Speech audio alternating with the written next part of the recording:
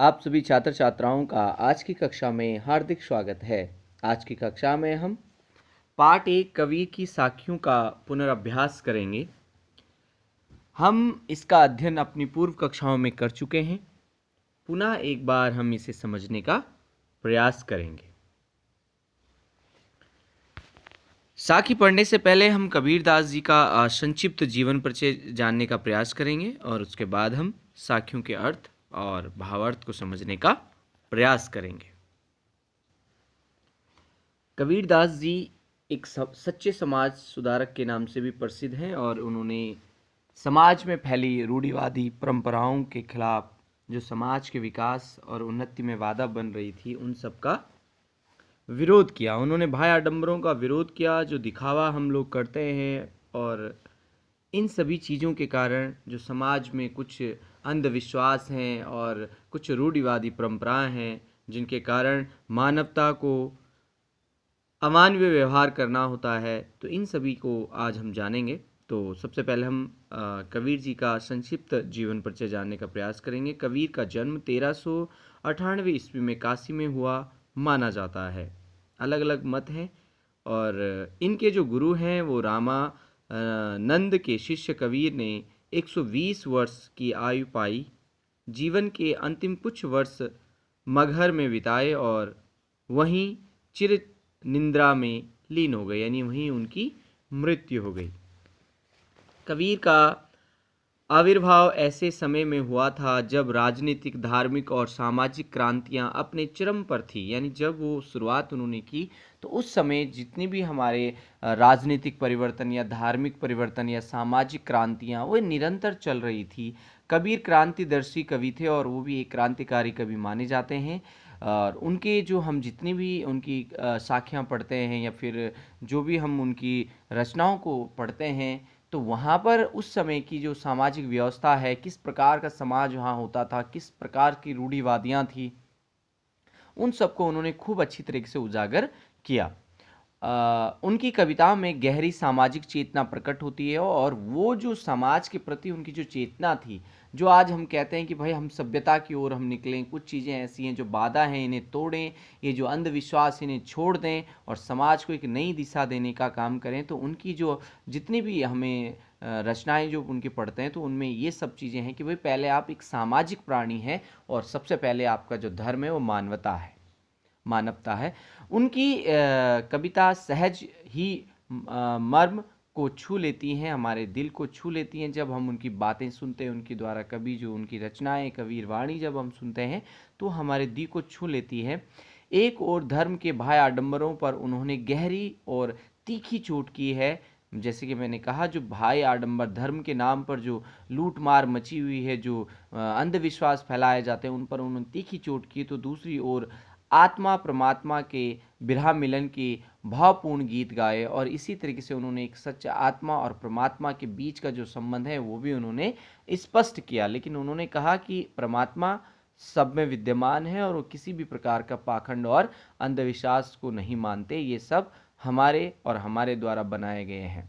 कबीर शास्त्रीय ज्ञान की अपेक्षा अनुभव ज्ञान पर अधिक महत्व देते हैं। वो अनुभव जो उन्होंने अनुभव किया वही लिखा और इसी तरीके से हम मानते हैं कि उनकी जो साखियाँ हैं या उनकी जो रचना है वो हम पर काफ़ी गहरा प्रभाव डालती हैं। और वो शास्त्र यानी केवल शास्त्रों पर विश्वास नहीं करते थे, बल्कि जो सापेक्ष है, जो अनुभव उन्होंने किया उस पर उन्होंने विशेष रूप से उसको अधिक महत्व देते थे, जो प्रैक्टिकल जिसे हम मानते हैं।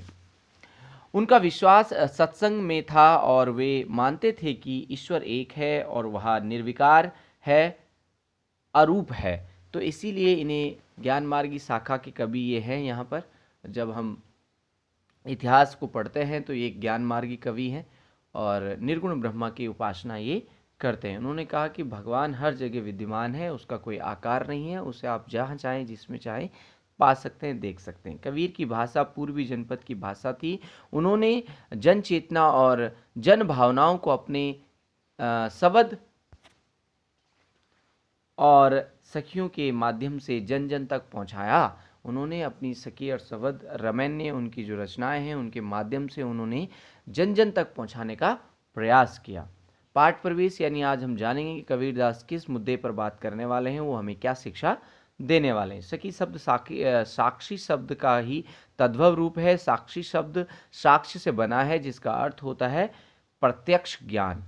तो आज हम इन्हीं की जो साखी हम लोग पढ़ने वाले हैं उसका आपको प्रत्यक्ष रूप से हम लोग देखेंगे। वो प्रमाणित चीज़ें हैं, वो केवल कल्पना नहीं है। कभी ज़्यादातर हमने देखा है कि कल्पना पर आधारित होती हैं रचनाएं, लेकिन इनकी जो रचनाएं थे वो प्रत्यक्ष ज्ञान पर आधारित है। उनके अपने अनुभव हुआ करते थे और जो सत्य है वही उन्होंने दिखाने का प्रयास किया। यह प्रत्यक्ष ज्ञान गुरु शिष्य को प्रदान कराता है।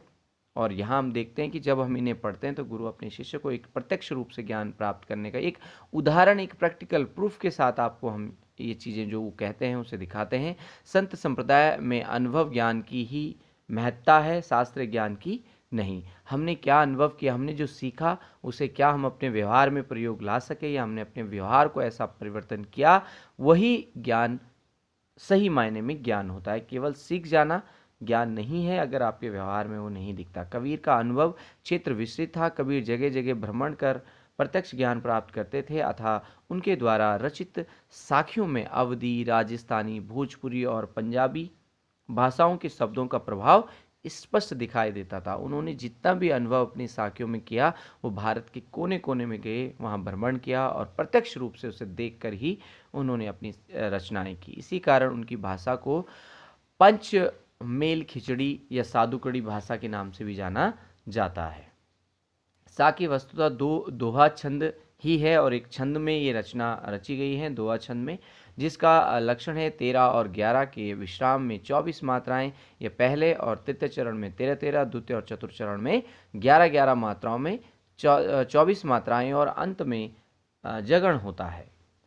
प्रस्तुत पाठ की साखियां प्रमाण है कि सत्य की साक्षी देता हुआ ही गुरु शिष्य को जीवन के तत्व ज्ञान की शिक्षा देता है। यह शिक्षा जितनी प्रभावपूर्ण होती है उतनी ही याद रह जाने योग्य होती है। यदि आप प्रत्यक्ष रूप से समझाने का प्रयास करते हैं तो फिर ये हमेशा के लिए आपके मन में और हमेशा के लिए आप याद रख सकते हैं।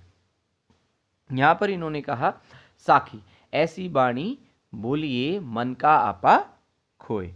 तो इस तरीके से हम लोग यहाँ पर समझने का प्रयास करेंगे शब्दों को और उसके माध्यम से हम लोग आज इनकी पहली साखी का अध्ययन।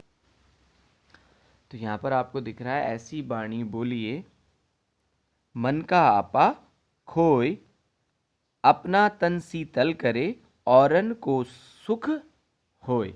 तो हम इसके शाब्दिक अर्थ को समझ लेंगे। वाणी मतलब बोली, आपा मतलब अहम या अहंकार, खोई मतलब त्याग कर देना, शीतल मतलब ठंडा, अच्छा लगना, औरत मतलब दूसरों को, होई मतलब होना। तो यहाँ पर आप शाब्दिक अर्थ समझ चुके हैं। ऐसी वाणी बोलिए मन का आपा खोए, यानी इस तरीके के बोल या ऐसी वाणी का आपको प्रयोग करना चाहिए जिससे मन का अहंकार समाप्त हो जाए, अर्थात अहंकार आप खो दें। अपना तन शीतल करे, इससे क्या होगा कि आपका जो स्वयं का तन है, शरीर है, वो शीतल रहेगा, अच्छा रहेगा और औरों को भी सुख होए, औरों को भी क्या होगा, सुख की प्राप्ति होगी। यदि आप अच्छा बोलते हैं तो इस तरीके से आपको समझने का प्रयास होगा। इसके बाद हम इसका भावार्थ देख लेते हैं। इस साखी में कबीरदास जी अहंकार और कटुवचन त्यागने का संदेश देते हैं। जैसे कि उन्होंने कहा ऐसी वाणी बोलनी चाहिए जिसमें घमंड ना हो, है ना, गर्व ना हो और कड़वे वचन ना हो। देते हुए कहते हैं कि लोगों को अपने मन का अहंकार त्याग कर ऐसे मीठे वचनों को बोलना चाहिए। जो भी आपके अंदर जो घमंड है, आप हमेशा छोटों से भी प्रेम से बात करिए, बड़ों से भी प्रेम से बात करिए, घमंड से बात ना कीजिए। जैसे कि समाज में व्याप्त जो रूढ़िवादी अंधविश्वास फैला हुआ है कि वो कमज़ोर है, वो ताकतवर है, जो हम समाज को एक वर्गों में हमने बांट दिया, तो जो हमसे छोटा है उसे हम बिल्कुल सम्मानजनक या आदरपूर्वक शब्दों का प्रयोग नहीं करते हैं। तो जो कबीरदास जी जो यहाँ पर यही कहते हैं, ये संदेश वो इस माध्यम से इस साखी से देना चाहते हैं कि हमें अहंकार त्याग देना चाहिए और हमें कड़वा वचनों का प्रयोग नहीं करना चाहिए, यानी मीठी वाणी का हमें प्रयोग करना चाहिए। तो उन्होंने कहा कि लोगों को अपने मन में जो अहंकार है कि वो ताकतवर हैं, वो सबसे बड़े हैं, वो क्यों किसी छोटे को आप बोलेंगे, तो इन सारी चीज़ों को, ये जो मानसिकता, संकीर्ण मानसिकता, इसे आपको त्याग देना है और लोगों को अपने मन का अहंकार त्याग कर ऐसे वचनों बोलने चाहिए जिससे उनका अपना तन शीतल अर्थात शांत और प्रसन्न हो जाए और साथ ही दूसरे सुनने वालों को भी सुख मिले। इस तरीके से कैसे होगा, ये सब कैसे मिलेगा, जब आप मीठा बोलेंगे। अगर आप मीठे बोल या मधुर व्यवहार करते हैं, आप किसी के साथ प्यार से अगर किसी को डांट रहे हैं या किसी के साथ आप बात करते हैं, चाहे आपसे वो छोटा है चाहे वो कमज़ोर है, तो उससे अगर आप प्रेम से बात करते हैं, अपने हृदय जो अहंकार है अगर उसे आप त्याग देते हैं, हमने देखा है कि जब हमारे अंदर अहंकार होता है तो जब हम पे गुस्सा आता है तो हमारी आवाज़ तेज निकलती है, वो किसी को भी अच्छी नहीं लगती। हर कोई अच्छा सुनना पसंद करता है। आप लोगों ने देखा है कि हम लोग गालियाँ सुनना या आप अशब्द सुनना हम लोग पसंद नहीं करेंगे, बल्कि मधुर संगीत सुनना सभी लोगों को प्रिय लगता है, जो मन को भाने वाला हो। तो धीरे स्वरों से मीठे वचन आप बोलें तो वो सबको अच्छा लगेगा। और देखो, इसमें केवल दूसरों का फायदा नहीं है, कैसे उन्होंने एक एग्जाम्पल के तौर पर समझाया कि जब आप मीठी वाणी बोलेंगे तो अब ये मीठी वाणी आप कैसे बोल सकते हैं, इसके लिए आपको अहंकार त्यागना होगा। और अगर आपने अहंकार त्याग दिया और अगर आप प्रेम मधुर आप बोलेंगे तो देखो, ईश्वर को पाने का सबसे बड़ा रास्ता जो है वो प्रेम ही है और प्रेम से ही आप ईश्वर को प्राप्त कर सकते हैं। तो इस तरीके से हम लोग अगर मीठा बोलते हैं तो इससे हमारा मन भी शीतल, अगर आपका तन शीतल रहेगा, अच्छा रहेगा, तो आपका मस्तिष्क स्वस्थ शरीर में स्वस्थ मस्तिष्क का निवास करता है, तो आपके सारे काम अच्छे हो सकते हैं। तो इसलिए आपको हमेशा मीठे वचनों का प्रयोग करना चाहिए, मधुर व्यवहार आपको करना चाहिए, जिससे औरों को भी सुख मिलता है और आप भी स्वस्थ रहते हैं। तो ये था हमारा पहला। और इसके बाद अगली हम देख लेते हैं, अगली जो साखी है तो उसको आप देख लीजिए। कस्तूरी कुंडली बसे मृग ढूंढे बन माय, ऐसे घट घट राम हैं दुनिया देखी नाय। तो शब्दार्थ आप समझ लीजिए, यहाँ पर देख लीजिए क्या है शब्दार्थ। तो शब्दार्थ हम देख लीजिए, देखो ये मंदिर यहाँ पर बनाया गया है, ये जिस तरीके से कस्तूरी है जो मृग होता है, ठीक है। तो कुंडली मतलब होता है नाभि, मृग मतलब हिरण, घटी घटी मतलब कण कण में, ठीक है। तो इसका अर्थ हम देख, कस्तूरी कुंडली बसे, जो कस्तूरी एक पदार्थ होता है, सुगंधित पदार्थ होता है और ये औषधि के रूप में भी कार्य करता है, औषधि के रूप में भी हमें विशेष रूप से लाभदायक होता है और ये विशेष रूप से हिरण की नाभि में मिलता है। तो कबीरदास जी कहते हैं जो कस्तूरी है वो किसके नाभि में है, स्वयं मृग की नाभि में, लेकिन वो इतना सुगंधित होता है, इतनी अच्छी खुशबू होती है जो हिरण को बहुत अच्छी लगती है। और मृग ढूंढे मन माहे, हिरण उसे जंगलों में ढूंढता रहता है, भटकता रहता है, उसे ढूंढने में लगा रहता है। ऐसे घटे घटे राम में, इसी तरीके से घटे घटे मतलब कण कण में, इसी तरीके से जैसे कि स्वयं जो कस्तूरी है वो उसके नाभि में रहती है और वो उसको जंगल में ढूंढता रहता है कि खुशबू कहाँ निकल गई, उस खुशबू के दिशा में वो चलता रहता है। तो जहाँ कस्तूरी होगा वहाँ, जहाँ मृग होगा वो खुशबू होगी। तो इसी तरह से घट घटी राम है भगवान कण कण में व्याप्त हैं और दुनिया के जो नर हैं, जो नारायण हम और आप लोग हैं, उसे कहाँ देखते रहते हैं, दुनिया को दिखते ही नहीं, हम उसे मंदिर में ढूंढते रहते हैं, धामों में ढूंढते रहते हैं, हम उसे जंगलों में ढूंढते रहते हैं, जबकि वो स्वयं आप में अर्थात हर कण में, हर जीव में, हर प्राणी में वो विद्यमान है।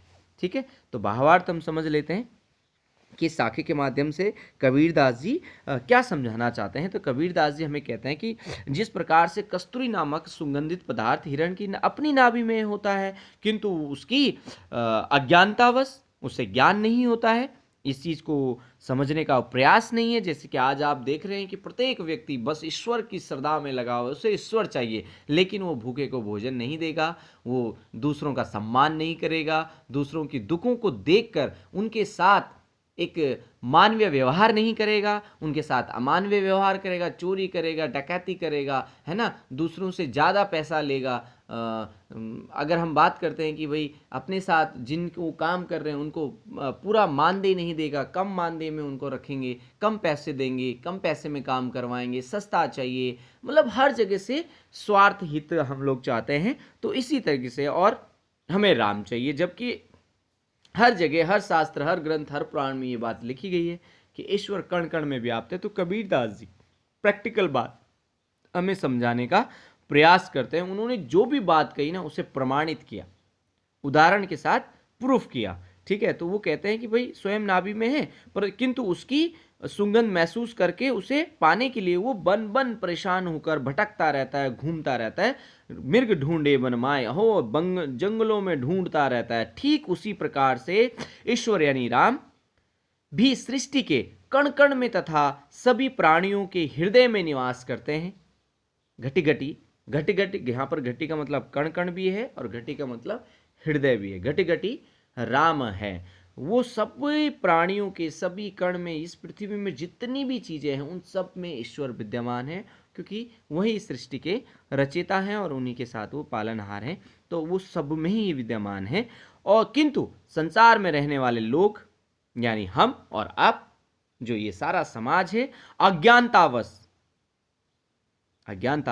उसे देख नहीं पाते और परेशान होकर इधर उधर ढूंढते रहते हैं। इसलिए हमें ईश्वर को बाहर ना खोजकर अपने भीतर ही खोजना चाहिए, क्योंकि वो हमारे हृदय में ही, आप स्वयं एक ईश्वर हैं, आप स्वयं एक परमात्मा हैं। इसलिए आपको व्यवहार करना चाहिए, आप सामने वाले को ईश्वर के रूप में उसे स्वीकार करें, तो आप उसके साथ, ईश्वर के साथ तो आप गलत व्यवहार नहीं कर सकते। आप अच्छा व्यवहार करेंगे तो ये दुनिया जैसे कि भगवान चाहते हैं या फिर जिसकी हम कल्पना करते हैं ऐसा ही हम हो जाएंगे। हम आपसे कहते हैं कि जैसा व्यवहार आप दूसरों से अपने लिए चाहते हैं, जो व्यवहार आप दूसरों से अपने लिए चाहते हैं, जो इज्जत, जो आदर, जो सम्मान आप दूसरों से अपने लिए चाहते हैं, वही आप देने का अगर काम करेंगे तो आपका जीवन सफल हो जाएगा, आपको ईश्वर भी मिलेंगे, आप ईश्वर का आनंद भी लेंगे, आपको दुनिया के सारे सुख और सारी सफलताएं आपको मिल जाएंगी। लेकिन समस्या ये है कि हम अपने लिए चाहते हैं व्यवहार, पर खुद वैसा व्यवहार नहीं करते। इसीलिए कबीरदास जी कहते हैं कि अज्ञानतावश हम मंदिरों में ढूंढ रहे हैं, हम यहाँ ढूंढ रहे हैं, हम वहाँ ढूंढ रहे हैं, लेकिन वो स्वयं हमारे आसपास, हमारे भीतर हैं। आप अपने सभी लोगों के साथ अच्छा व्यवहार करें, मानवीय व्यवहार करें, तो ईश्वर आप में हमेशा विद्यमान रहते हैं। शेष भाग का अध्ययन हम अपनी दूसरी कक्षा में करेंगे। तब तक के लिए धन्यवाद।